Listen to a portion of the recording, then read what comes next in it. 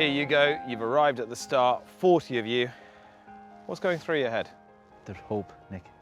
That's what's going through your head. Thinking, oh, I could be over there now in about 10 or 12 minutes time. So what do I not want to follow? Yeah, that's it. I remember Tiger Roll's first national, I'm thinking, I don't want to follow Tiger Roll, he's a pony. I know myself, Paul and Ruby always kind of gravitated to about 6 or 8 yards off the rail. So you didn't want to be right down on the inside, going over the Melling Road? You've more options. If you're on the inside, your horse can't go left or right, he can only go right. Where if you're middle of the fence, you can go left or right to avoid a horse, avoid something on the ground. The brave man's route, if you like, down the inside, you're more than likely going to have a better jumper to follow. Or if you line up wider, you might be following the ones that don't jump so well. There, yeah.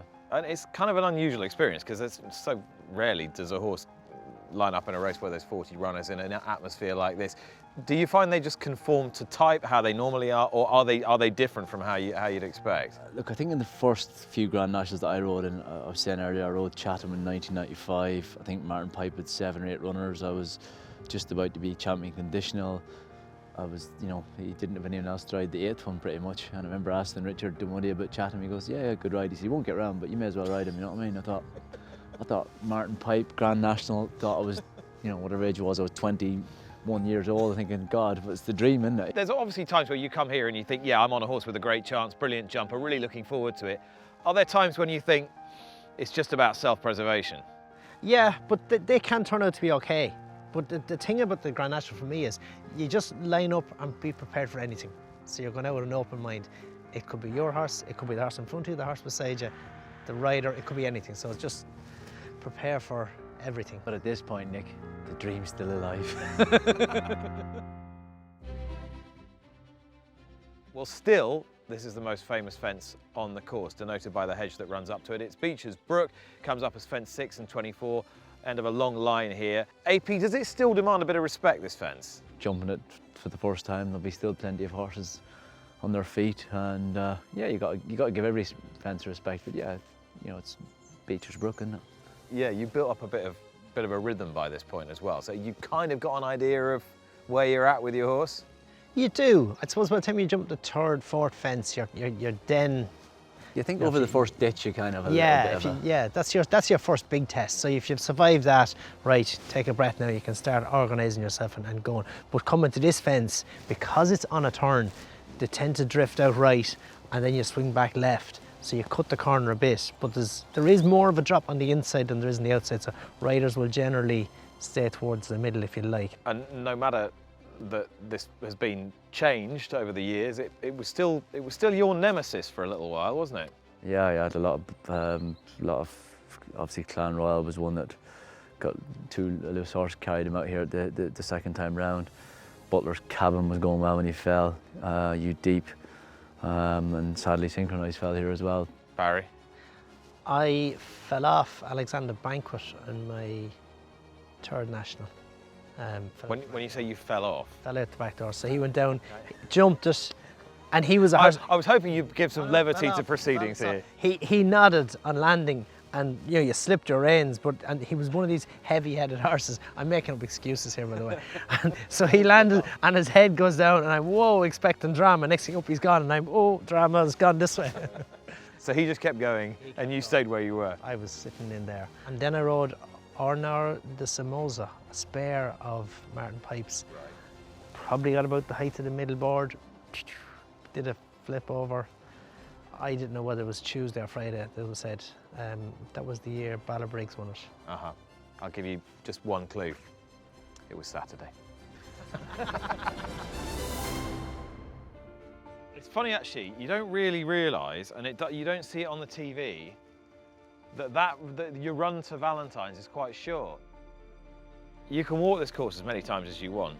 I guess you can ride it as many times as you want as well, but new things occur to you every time. Came up to the canal turn there, first thing I thought was it looks a bit bigger than some of the others. And second, there's only about 50 metres to that fence there. I mean, how do you navigate this as a rider? What's the secret? I suppose it's a bit like we spoke about at Beecher's, where the pack come right and then they cut back left. So you're jumping it on an angle. So although you're facing this way, you're jumping that direction. So you're cutting the corner as you jump, and as soon as you land, it's the herd mentality. You know, the leader goes and everything follows. So the whole instinct is to follow. If you have a rider falls or a horse falls, because a horse is jumping and turning, they don't have a clear sight line. So before you know it, you're caught up in someone on the ground. I think Paddy's return actually went, he did fall, didn't he, or did he refuse? I can't remember. Yeah, well, he was loose, wasn't he, Paddy's return? That's right, he was loose. When he then came across all of you in 2001. And he took the field out. But you avoided him, didn't you? Well, I avoided him until another circuit, and then, I don't know if it was him or whatever. He got you eventually. One horse got myself on Blowing Wind and then got Ruby on Papillon. Literally ran across the front of me, got me, and then just dawdled across and got Ruby as well. And obviously the good thing about having the names or the number cluster, whenever we were running back to find the horses, we were able to make sure we got back on the right horses. But as Barry said, at this fence in particular, the herd mentality, and actually from, you know, the ones that are kind of halfway back, they can nearly see the other ones going that direction, so they're ready to do a left with them as well, you know. The one that really sticks in my mind is Jason Titley on Royal Athlete in '95. His boot was against the post there. That's right, yeah. Like a proper daring ride, Yeah, but yeah. you didn't want to be like right on the corner if you were on one that was going naturally left-handed. Well, that's the thing. You try and cut the corner, Nick, on one that's going to, and literally you'd feel about. I mean, that was one thing with Don't Push It. He had a tendency to go a little bit left, and you think, you know, you're worried that you could break your foot off the upright, you know, when you're jumping at that much of an angle. And you need to protect yourself as regards the horse in front of you, because if the horse in front of you or to your outside, if he cuts the corner more, all of a sudden you run out of room. So it's tricky. You need to have the ideal position in an ideal world, but that's why you get trouble here. Yeah. I mean, as if you haven't got enough to think about, you've then got a 90-degree angle to take into account. All right, so it's fence 11, it's also fence 27, so different challenges both parts of the course. There's also a nice, pretty big ditch here as well. And Barry, this is where your greatest moment nearly turned into your worst moment.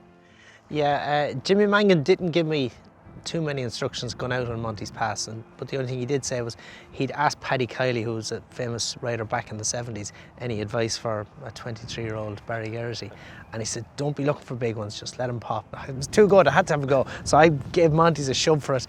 1, 2, 3, 4, and boom, we stuck in 5. Little short straight, picked up, popped it over. I landed on the back, and Jimmy's words came into mind, and I said, okay, Monty's knows more about this than me, so that was the last move I made. I was asking him to pick up here, Yeah. and he put an extra straight in that, and he got out over it without touching a twig. Clever. That's how clever he was. And sometimes, Nick, you know, no matter how good a jockey you may think you are, or how good you are at getting them jumping, sometimes the horse needs to be able to be Ownership. much brighter than you. Yeah, horse needs, like they played their part in it too, but he would have put in a stride in probably less than a yard. So he was a bit special the way he So did for the it. first time today, Nick, we've actually given the horses the credit for winning the Grand National, not either of us, which is probably the right thing, to be fair. Yeah. Well, I was going to say, you two are not renowned for being soppy, but when you get to the end of a race like this and you've had a horse that's ducked and dived and bobbed and weaved and avoided the loose ones and done what Monty's Pass did, it must be the one sort of time in the year where you actually feel genuine affection for what your partner has done for you. I wouldn't say once. But you know what I mean. Yeah, but Yeah. it's to get to that point, to win the Grand National, so much has to go right. You have to get so much right. Your horse has to get so much right. So, you know, everything aligns for it to happen. You know, you won't make a bad mistake and win it. You'll do really well to win it on the back of a bad mistake. So it's things need to go really right for you. You saw when Rachel won it, you know, she switched, and then Mark Walsh nearly gets brought down any second now. So these are the moments in a race that this is your fortune, this is your luck, and yeah. But you do need the horse to help you a little bit, Nick. Well, in my case, a lot. It's just massive, this ditch in front of the chair, right in front of the grandstand. It's probably the best spectacle on the Grand National course from a TV point of view, from a grandstand point of view. What about from a rider's point of view? Do you just ride down to this like anything else? What do you do? Oh no, I think you have to give it that bit of respect, Nick, because of the width of it, and you know, everyone knows it's the chair, and a little bit like Beechers, it's, you know, it's got a bit of history, hasn't it, the chair, you know, and you think to yourself, you've got to ride it properly, Barry, don't you? Because look at the width of it, and you just get a fraction wrong, and You're in there. But it's also going to be probably the best part of a foot taller Yeah. when there's all the gorse on. Yeah, because we're looking at it, it's not dressed yet, yeah.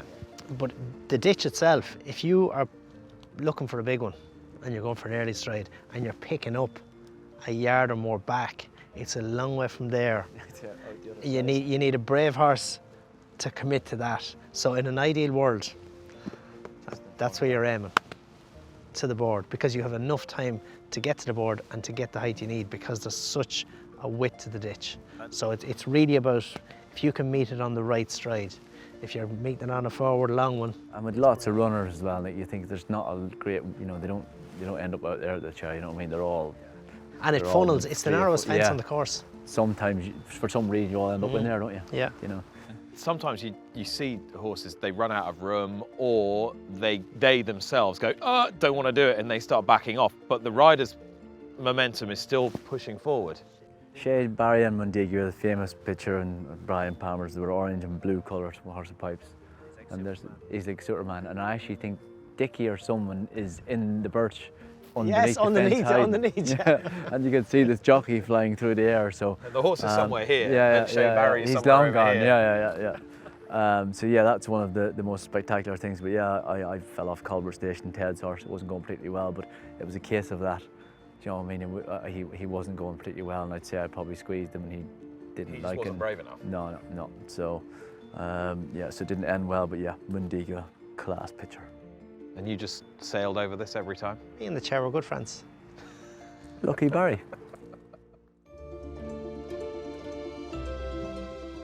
And then your work's nearly done. As you come to the elbow, Barry, it looks long enough. Just watching it on the TV, it must feel an eternity when you're in front of that final fence to the winning line. It's a long way, and I suppose it's not that it's slow motion, but it's 4.5 miles, so you're not going to be bombing home at 90 mile an hour. So it's you're going through the motions. I was going through the motions. I was lucky in Monty's Pass. You had nobody breathing down your tail, did you?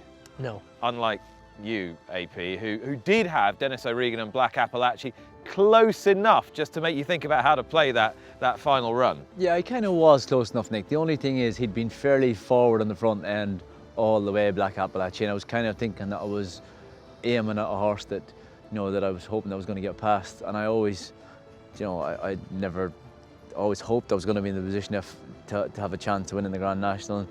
And I just remember one of the, you know, I remember Richard O'Malley riding Minnie home, and I always thought that he hung on to him till he got to the elbow, and I kind of thought if I could do that, not in a similar way, but just sort of mind a little bit until I, you know, it's a long, you know, from the elbow to the winning post in the Grand National, there's a long way, as a lot of people will have, you know, there's plenty of ones in the past that will have thought it was much too long for their liking, but lots of heartache. Yeah, lots of heartache.